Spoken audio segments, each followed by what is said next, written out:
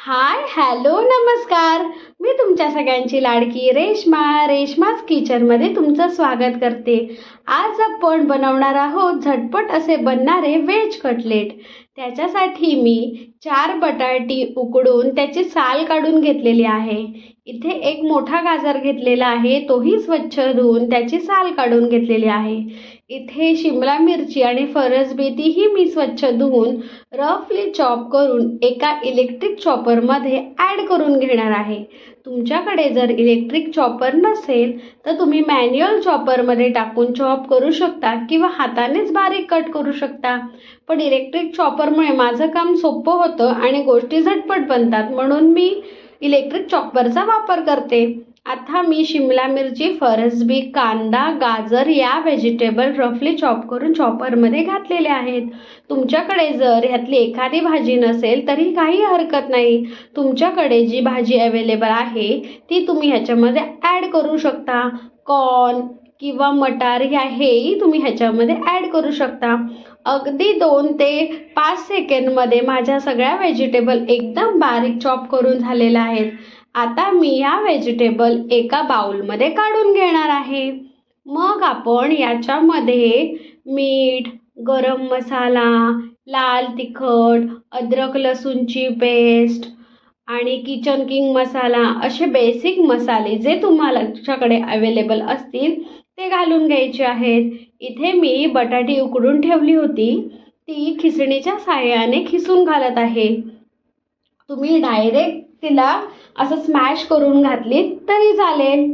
आता सगळी बटाटी आणि मसाले सगळे एकत्र करून झाले की मी हाताच्या साहाय्याने सगळं मिश्रण चांगलं एकजीव करून घेणार आहे आणि मग त्याचे कटलेट बनवणार आहे.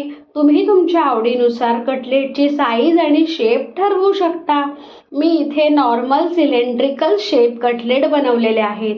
कटलेट बनवून झाले की मी एका बाजूला पॅन गरम करून घेणार आहे आणि पॅनमध्ये थोडंसं तेल घालून घेणार आहे. पॅनमधलं तेल गरम झालं की आपण कटलेटला रवा लावून चांगलं शॅलो फ्राय करून घेणार आहे. याच्यामध्ये चाट मसाला घालायला कधीच विसरू नका. चाट मसाल्यामुळे हे एकदम चटपटीत बनतात.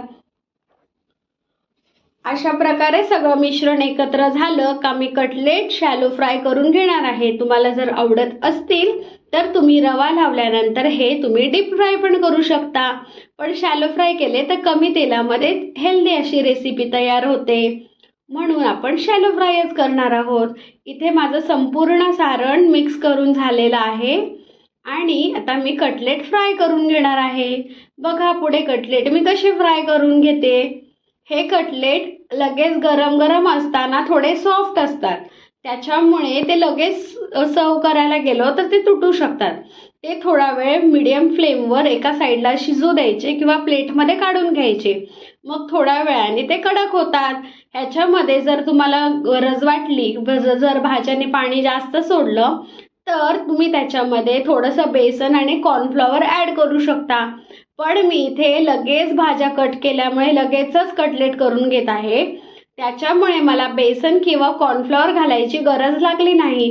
हे जर मिश्रण आपण थोडा वेळ आधी करून ठेवलं असतं तर त्याला पाणी सुटलं असतं आणि मिठामुळेही भाज्यांना पाणी सुटतं.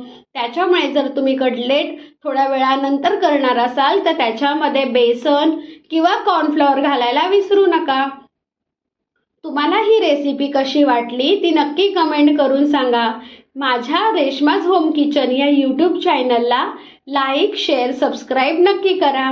तुम्हाला माझ्या चॅनलवर अजून कोणत्या नवीन रेसिपी बघायला आवडतील तेही नक्की कमेंट करून सांगा आणि माझ्या फेसबुक पेजला रेश्माज किचनला नक्की फॉलो करा. थँक्यू.